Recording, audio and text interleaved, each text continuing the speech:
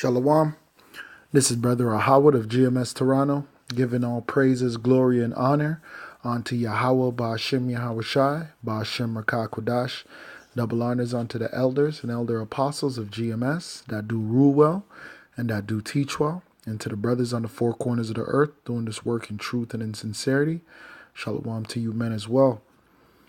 Today's lesson is just an exhortation for the younger brothers.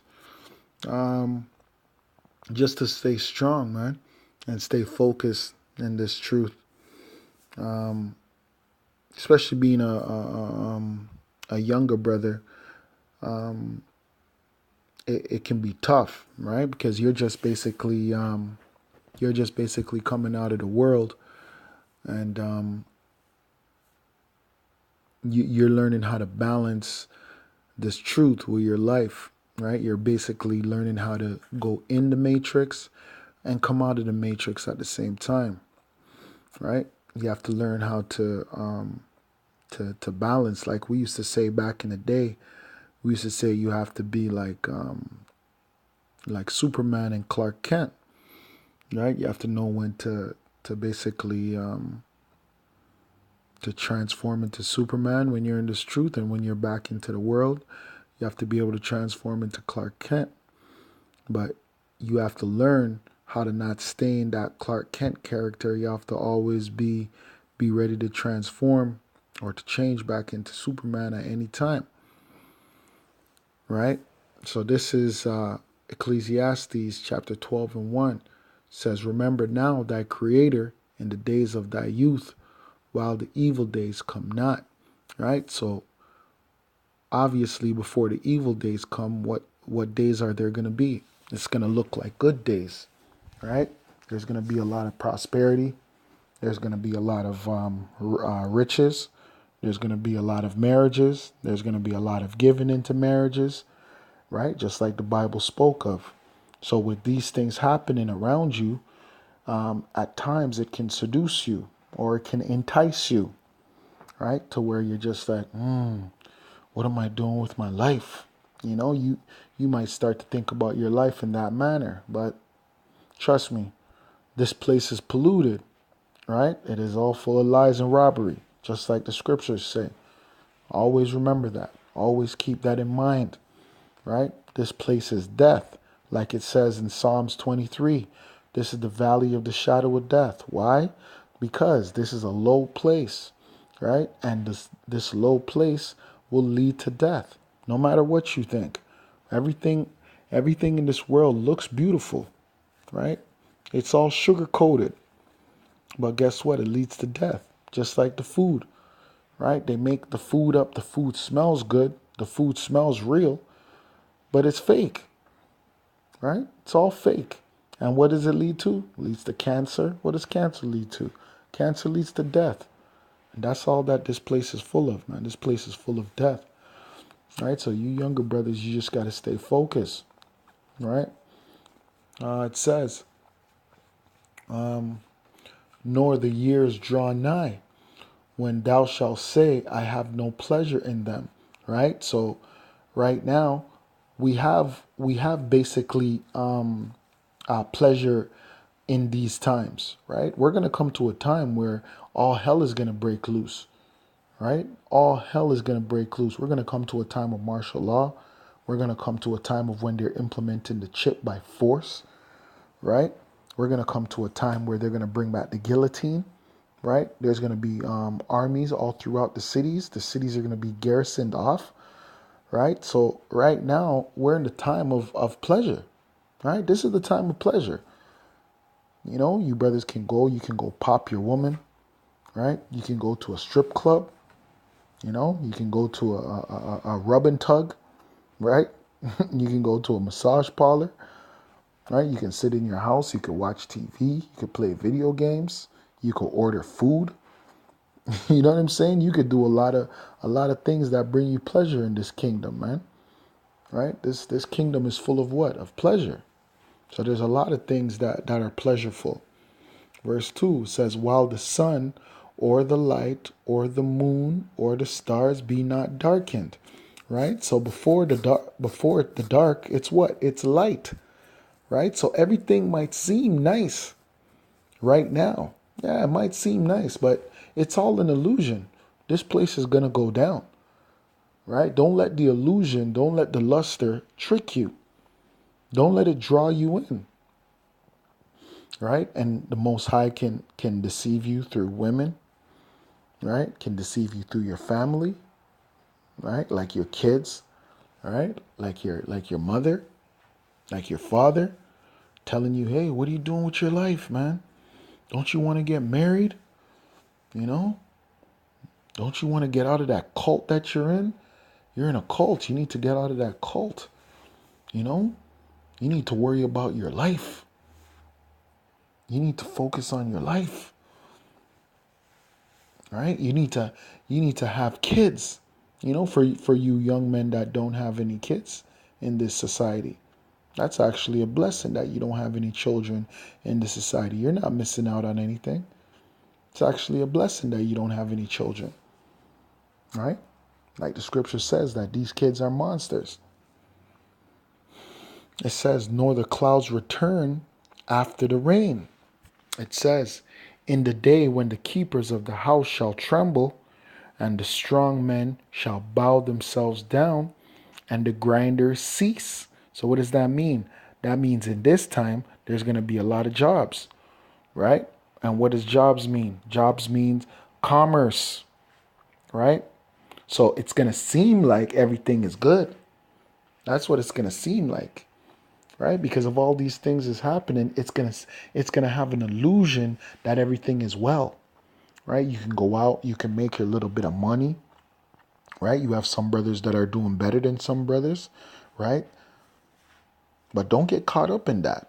Don't get caught up. Maybe you're making $1,000 a day. Maybe you're making $1,000 a week. Whatever it is that you're making, right? Don't get caught up in that just because business is as usual. So it seems like everything is good, right? It seems like everything is gonna persist for a very long time because you're like, yo, I'm getting money right now. I'm getting money, taking care of what I need to take care of. So you start to have a little bit of faith in this kingdom, right? Don't do that. Don't do that, man. Don't do that. Stay focused on the task at hand. And the task at hand, really and truly, is serving Yahweh Bashem Yahweh Shai to the best of your ability, right? With all your heart, right? Meaning all your mind. Serving Yahweh Bashem Yahweh Shai.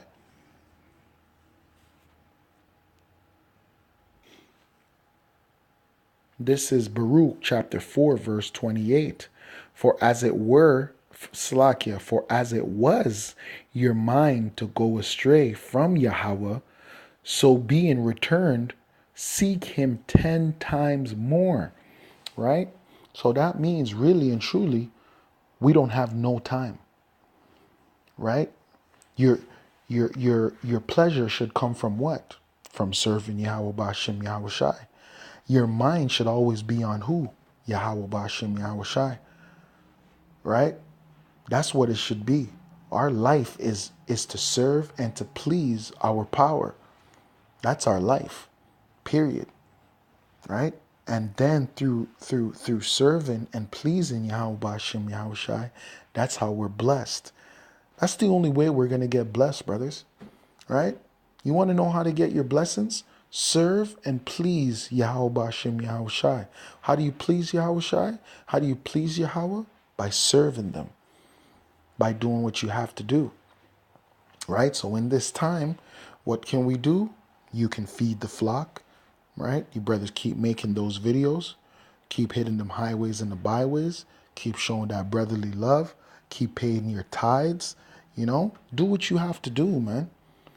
Put this truth at the forefront of all your business, right? We have businesses, right? Whether it's through a job, whether it's through you being a father, whether it's through you being a husband, whether it's through you being a son, those things are all business, right? But your first business is to do what? Is to serve Yahweh Bashem Yahweh Shai. That's the first business. That's the first order of the day. That's the last order of the day. Because when you like Elder Rakah always says, pray, right? So the first thing you should be doing, you wake up, you give thanks to Yahweh Bashim Yahushai. The last order of business, you pray. You give thanks to Yahweh Bashim Yahushai. That's how you end your day. You start your day and you end your day on that same note. On that same note. That's how you're blessed throughout your day. Right? That's how he blesses you throughout the day. By you serving him, man. Always being mindful of his what? Of his laws, statutes, and commandments. Always meditating, man. Right? That's how you don't get caught up in this world. You don't get caught up in this world by always meditating on Yahweh Bashim Yahushai. That's the only way you're going to stay focused. I guarantee you. If you're mindful of Yahweh Bashim Yahushai, there's no way you're going to go off. The men that go off are the men that are not mindful. Right? They start to go into other doctrine. They start to follow their own ways, their pernicious ways, right? But the men that are always mindful of Yahweh Bashim Yahushai and his judgments are men that are going to make better decisions, right? Because they're constantly meditating on the Lord, right? And through constantly meditating on the Lord and serving the Lord, what is the Lord going to do for them? What is the Lord going to do when you constantly meditating on him, constantly praying to him, you're constantly pleasing him? What is he going to do for you? He's going to bless you, man. Right? So this is back in Ecclesiastes 12, verse 3. In the day when the keepers of the house shall tremble, and the strong men shall bound themselves down, and the grinders cease because they are few, and those that look out the window be darkened. Right? So that's going to happen in that time. But before that time, everything is going to seem sunny. So the people who are looking out the windows are like who? Are your astrologers, right? Basically witches, right? Monthly prognosticators, right? The people that try to predict what's going to happen in the future, right? They do it in all aspects of business as well. They do it in the financial world where they try to predict what's going to happen next year, right? And the doors shall be shut in the streets when the sound of the grinding is low. And he shall rise up the voice of the bird, and all the daughters of music shall be brought low. But before that, what's going to happen? That means all the daughters of music are going to be on high, right? So everything's going to look beautiful, right? Because all the daughters of music in this time right now, because they're not brought low yet, it looks like they're living it up.